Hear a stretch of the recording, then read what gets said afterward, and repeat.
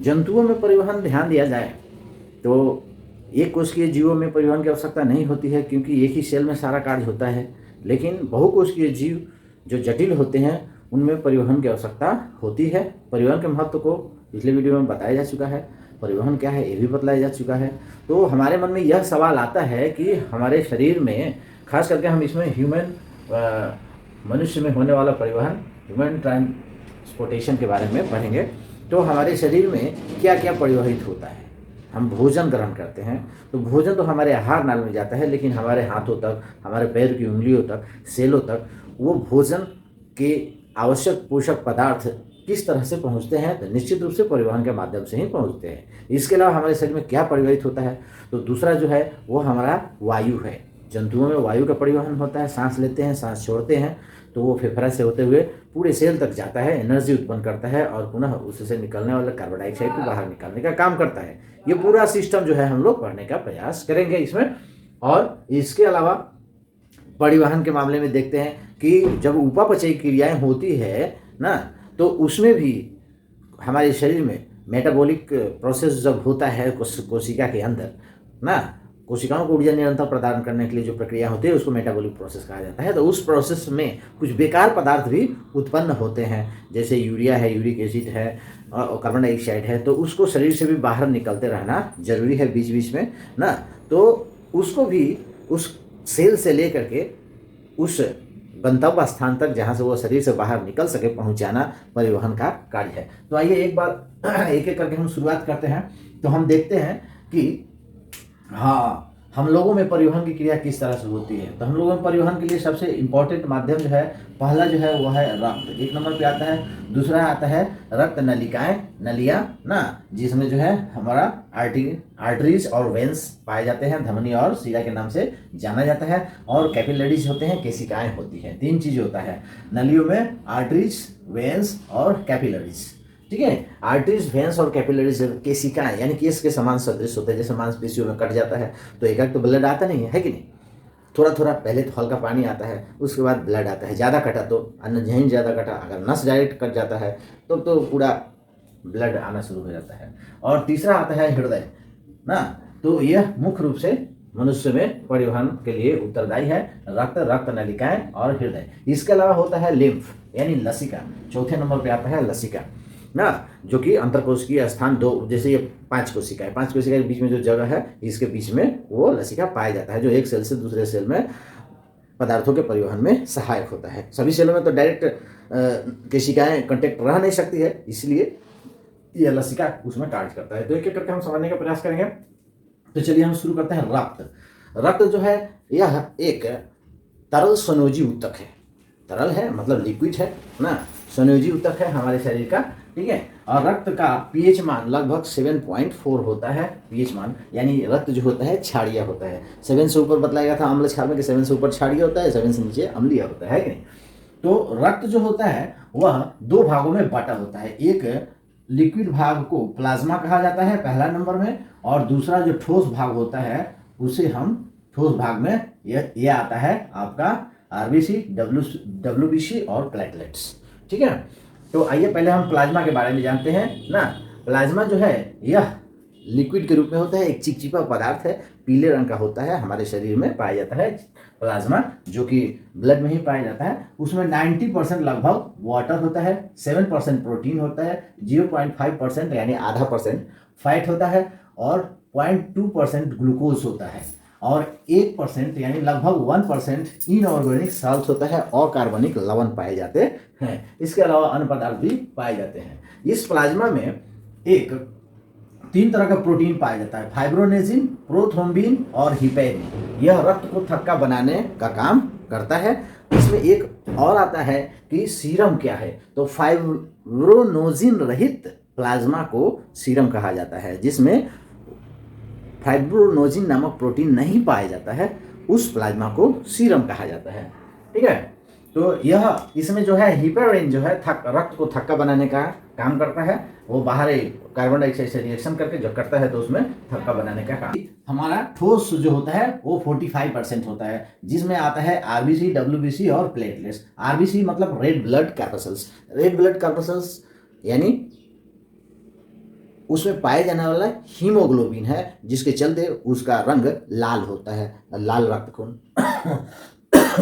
ये लाल रक्त खून वाले प्रायः जो होते हैं वो फेफड़ा से श्वसन की क्रिया करते हैं। जिनमें लाल रक्त नहीं पाया जाता है, श्वेत रक्त कण पाया जाता है, वो जो है ट्रेकिया के द्वारा सांस लेते हैं। विसरण की क्रिया द्वारा ट्रेकिया के द्वारा कीड़े मकोड़ों में जो होता है वो रेड ब्लड नहीं पाया जाता है, उसमें फेफड़ा नहीं पाया जाता है, उसमें नाक नहीं होता है, यानी श्वसन तंत्र उसमें नहीं होता है। डायरेक्ट ट्रेकिया से वो वातावरण से श्वसन लेते हैं। श्वसन की क्रिया में हम लोग इसके पिछले वीडियो में पढ़ चुके हैं। तो हमें यह जानना है कि आरबीसी यानी रेड ब्लड कॉर्पसल्स यानी ललका खून में हीमोग्लोबिन पाया जाता है। हीमोग्लोबिन जो है एक आयरन का अणु है, ठीक है, और उसमें एक हीमोग्लोबिन के अणु ऑक्सीजन के 4 अणु के साथ 4 परमाणु के साथ बंधुता रखता है, यानी उससे रिएक्शन करता है। तो हीमोग्लोबिन ही हमारे शरीर में ऑक्सीजन को ढोने के लिए उत्तरदायी है और कार्बन डाइऑक्साइड को भी शरीर से बाहर निकालने का काम करता है। तो ऑक्सीजन यानी वायु के परिवहन में हमारे शरीर में ये रेड ब्लड बहुत ही उत्तरदायी है। रेड ब्लड में खास कुछ गुण पाया जाता है, ये कि ये मैन और मेमेलियन में यह केंद्रक विहीन होता है, इसके बीच में जो है केंद्रक नहीं होता है, ठीक है। जबकि मेढक में होता है, जिसके चलते वो त्वचा से भी श्वसन की क्रिया कर लेता है। और WBC जो होता है वो शेपलेस होता है, उसका कोई आकार निश्चित नहीं होता है हम लोगों में, और केंद्रक युक्त होता है। जैसे कि अगर कंपैरिजन देखा जाए तो केंद्रक युक्त होता है ना, इसमें केंद्रक पाया जाता है। अगर आरबीसी और WBC की तुलना की जाए कि हमारे शरीर में आरबीसी कितना होता है, WBC कितना होता है, तो बहुत ही कम मात्रा में हमारा WBC यानी व्हाइट ब्लड सेल हमारे शरीर में पाया जाता है। लगभग 700:1 के रेशियो में पाया जाता है। रेड ब्लड 700 और 1 रेशियो इसका होता है 700:1। रेशियो 1 WBC और 700 RBC होता है। उसके बाद आता है हमारा तीसरा प्लेटलेट्स। प्लेटलेट्स में थ्रोम्बोसाइट्स पाए जाते हैं, जो कि रक्त को थक्का बनाने में सहयोग करते हैं। ये थ्रोम्बोसाइट्स, ये भी याद रखिएगा, एग्जाम के दृष्टिकोण से थ्रोम्बोसाइट्स होता है। तो इस प्रकार जो है हम रक्त के बारे में जाना। रक्त नलियों के बारे में हम जानते हैं कि रक्त नलियाँ आर्टरीज होता है, वेन्स होते हैं ना, जिसमें कोई वॉल्व नहीं होता है, ठीक है। और उसके बाद आता है वेन्स यानी सीरा, जिसको कहा जाता है। कैपिलरी होता है, केशिकाएं। तो धमनी और सीरा 2 तरह की रक्त नलिकाएं होती हैं, ये धमनी और सीरा होता है। अब हमारे मन में यह पहले सवाल आएगा कि धमनी में शुद्ध रक्त होता है कि सीरा में शुद्ध रक्त होता है। तो ये समझ लीजिए कि ये उल्टा हो जाता है। धमनी, यहाँ पे लिखते हैं धमनी, धमनी यानी 3 अक्षर का है, और सीरा ये है 2 अक्षर का, ठीक है। और जब हम देखते हैं तो शुद्ध ब्लड धमनी में होता है और अशुद्ध ब्लड जो है सीरा में होता है, अशुद्ध ब्लड सीरा में होता है। तो यहाँ पे उल्टा हो जाता है क्रम, ये 3 अक्षर का है, ये भी 3 अक्षर का है, ये 2 अक्षर का है, या 2 अक्षर का है, तो इसमें जो है क्रॉस हो जाता है, धमनी सीरा उल्टा होता है। ध्यान रखिएगा, शुद्ध अशुद्ध में, है कि नहीं। हम पहले ही बता चुके हैं कि हमारा जो वीडियो होगा वो ट्रिकी वीडियो होगा, और जो विद्यार्थी इसको कंटिन्यूअस नहीं देख पाएंगे, वो हमने कहाँ से कब और किस समय हमने आपको एक ट्रिक दे दिया, ये आप नहीं देख पाएंगे। इसलिए वीडियो कभी भी स्टडी वीडियो को ध्यान से देखें। 10-15 मिनट अपने लाइफ के लिए नहीं दे सकते तो क्या दे सकते हैं, खैर इट्स योर लाइफ, ओके।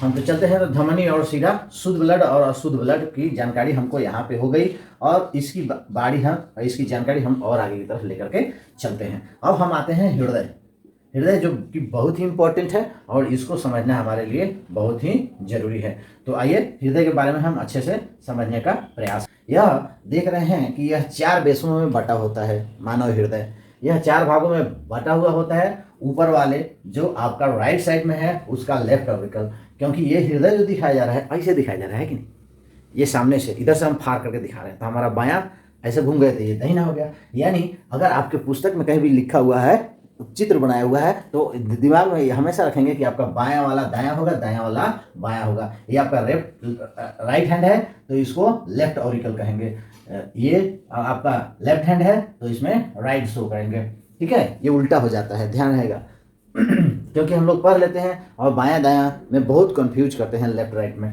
अब कंफ्यूज नहीं करेंगे, इसका उल्टा हो जाता है। तो इसमें 4 भागों में यह बटा हुआ है, देख सकते हैं कि ऊपर वाला भाग यहाँ से बटा हुआ है, नीचे वाला भाग यहाँ से नीचे बटा हुआ है। ऊपर वाले को ऑरिकल, नीचे वाले को वेंट्रिकल कहा जाता है। ऊपर वाले को आलिंद, नीचे वाले को निलय कहा जाता है। निलय नीचे, आलिंद ऊपर।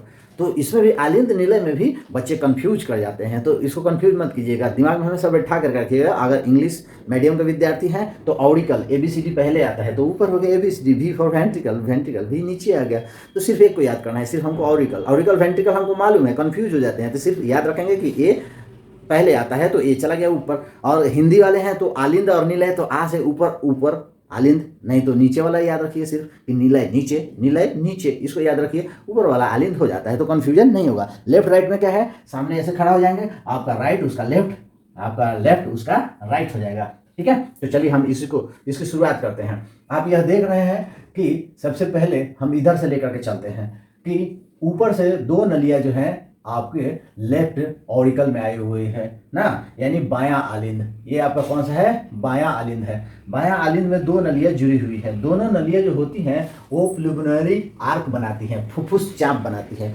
फुफ्फुस जो होता है, प्लुमिनरी जो ट्यूब होता है वह किसके किसके बीच में होता है, निश्चित रूप से ये हृदय है, तो हृदय के बाद यह फेफड़ा होगा, आगे चल के लंग्स होगा, दो ठो, ये दोनों साइड में दो लंग्स होगा, तो ये दोनों लंग्स से आने वाली यह नलियां हैं जो कि यहाँ से आ रही हैं, तो ये फुफ्फुस चाप के नाम से जानी जाती है। तो इस नली का नाम होता है, जैसे कि हम लोग ऑडिकल और वेंट्रिकल पढ़ रहे थे कि धमनी में जो है वह शुद्ध ब्लड होता है, ठीक है। तो इससे आने वाली जो उधर से नलियाँ जो होती है वह सीरा के नाम से जानी जाती है, यानी उसे वेंस कहा जाता है शुद्ध ब्लड में। फुफ्फुस सीरा जब होगा तो उसमें शुद्ध ब्लड होता है। अब इसको ट्रिक पर याद कर लेते हैं, कंफ्यूज हो जाते हैं। इसमें तो हमने बता दिया कि उल्टा हो जाता है, अशुद्ध 3 अक्षर का, शुद्ध धमनी, धमनी भी 3 अक्षर का, तो अशुद्ध में धमनी जाके उल्टा मिल जाता है, यानी धमनी में शुद्ध ब्लड होता है और सीरा में अशुद्ध ब्लड होता है, ये अपोजिट होता है, ये ध्यान रखेंगे हमेशा। लेकिन यहाँ आकर फूफा जी का रिलेशन सीधा हो जाता है कि नहीं, फूफा जी का सीधा रिलेशन होता है, यानी सीरा 2 अक्षर, शुद्ध ब्लड 2 अक्षर, तो फुफ्फुस के साथ अगर सीरा लगा रहेगा तो सीधा सीधा रिलेशन हो जाएगा, यानी शुद्ध ब्लड फुफ्फुस सीरा में, अशुद्ध ब्लड फुफ्फुस धमनी में, ठीक है। तो आप आइए देखते हैं इसको, फुफ्फुस धमनी फुफ्फुस सीरा क्या होता है, प्लुमिनरी ऑडिकल ना, आर्टरीज और वेंट्रिकल, आर्टरीज और वेन, ये आता है पहला ऊपर वाले, और वहां से एक द्विदल कपाट होता है। ये भी ध्यान रखेंगे कि आपके लेफ्ट साइड के भाग में वो लेफ्ट आलिंद और लेफ्ट निलय, इस दोनों के बीच में जो होता है द्विदल कपाट होता है,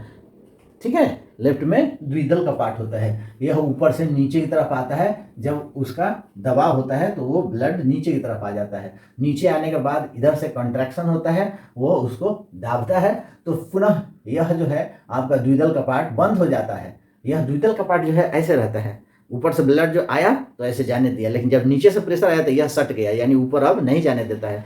तो वो जब प्रेशर इधर से देगा तो ब्लड अगर इधर से नहीं गया तो किधर से जाएगा, तो उसमें एक पाइप लगा हुआ रहता है, वो पाइप से होते हुए आता है। तो आप देख सकते हैं कि यहाँ एक पाइप है, और ये पाइप होते हुए जो है यह ब्लड जो है सीधा आपके शरीर में चला जाता है। कहाँ चला जाता है, शरीर में चला जाता है। कौन सा ब्लड रहता है, शुद्ध ब्लड रहता है।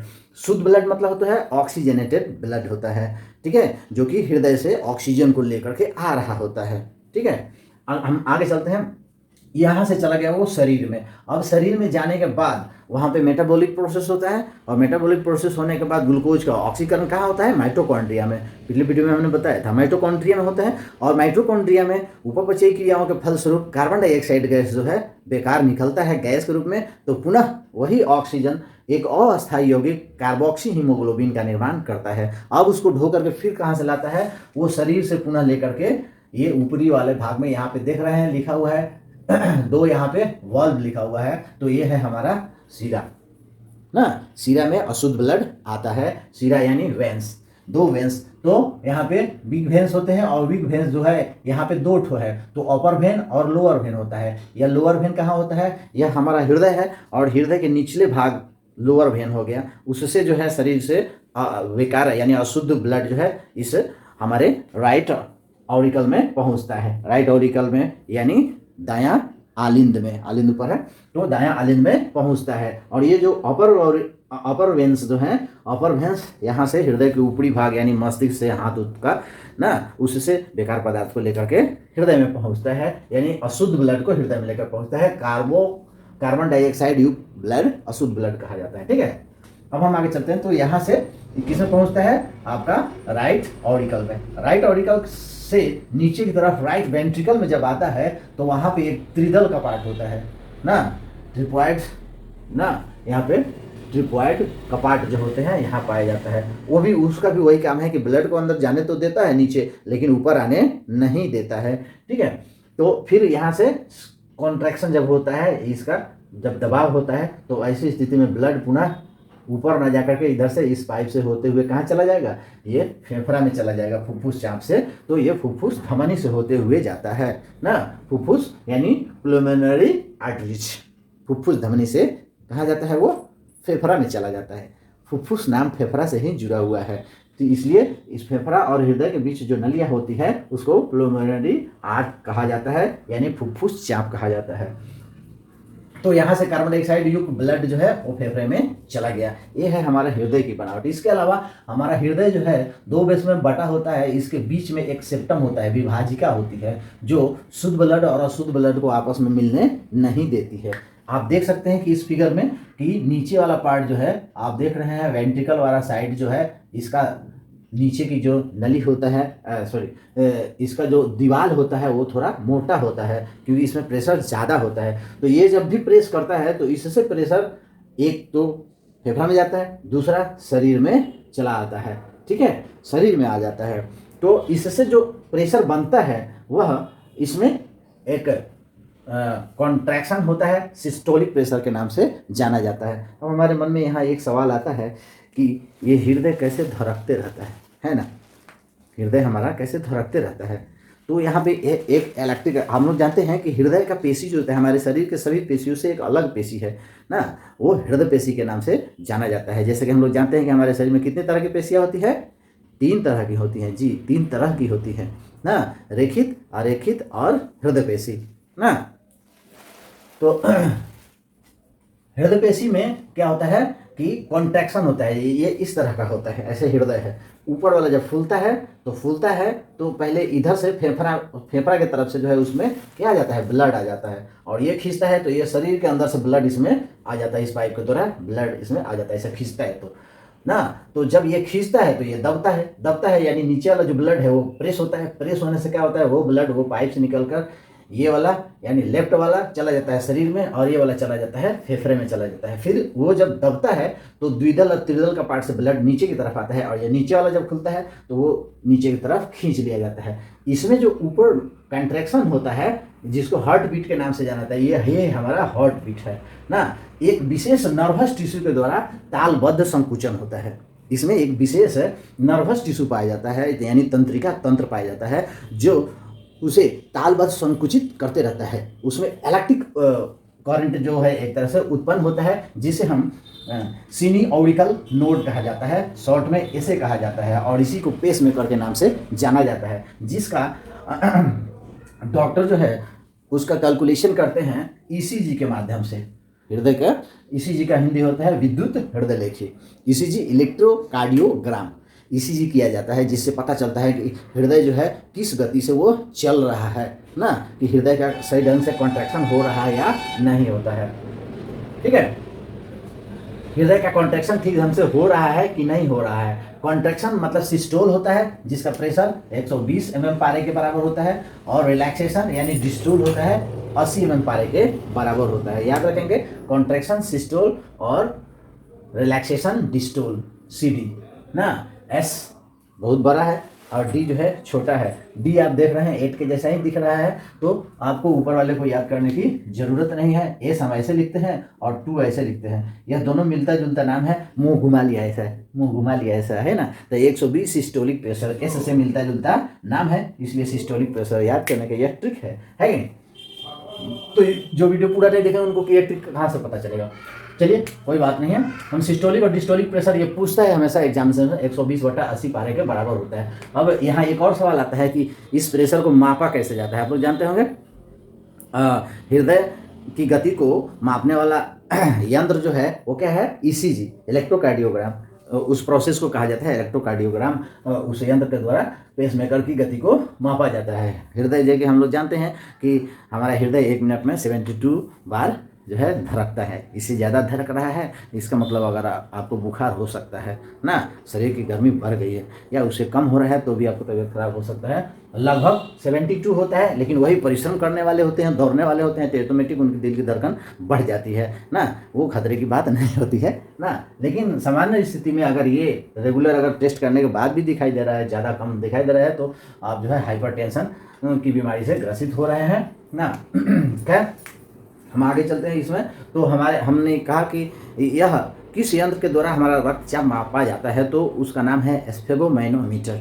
स्फेगोमैनोमीटर जो डॉक्टर लोग आपका बीपी मापते हैं। इसके अलावा जो कान में आला लगाते हैं ना, उसको कहा जाता है स्टेथोस्कोप। तो स्टेथोस्कोप प्लस स्फेगोमैनोमीटर, यह दोनों से ही हम ब्लड प्रेशर मापते हैं। और एक सामान्य व्यक्ति का बीपी जो होता है 120/80 होता है, S/D, S ऊपर और D नीचे, S ज़्यादा होता है और D नीचे होता है। तो आप दोनों में से कोई एक याद करिएगा, S के जैसा 2 है। इसके अलावा हमारे शरीर में जो है अपशिष्ट पदार्थों का भी परिवहन होता है। इसके अलावा जो है हमारे अपशिष्ट पदार्थों में अगला हम लोग टॉपिक में पढ़ेंगे उत्सर्जन ना। उत्सर्जन में हम लोग पढ़ेंगे कि अपशिष्ट पदार्थों का किस प्रकार परिवहन होता है। इसके अलावा जो भोज्य पदार्थ होता है सबसे छोटी आंत के पिछले भाग इलियम के द्वारा अवशोषित किया जाता है विलाई के माध्यम से, और वो ब्लड में जाता है, और ब्लड में जाने के बाद किडनी में उसका क्या होता है, परिशुद्ध किया जाता है, यानी उसका छनाई किया जाता है। छानने के बाद सभी कोशिकाओं में पहुंचा दिया जाता है।